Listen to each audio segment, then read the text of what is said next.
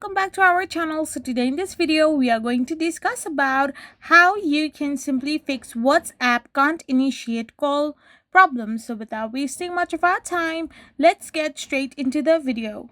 So to fix this problem on your WhatsApp, all you can do is simply try to change your IP address or your internet connection. Sometimes due to some disability or like unstable network in your internet connection, this kind of problem still arises. And if this not fixes it and the problem still persists, then you can simply open settings, go to your apps option, and once you have located your apps, you can simply search for WhatsApp.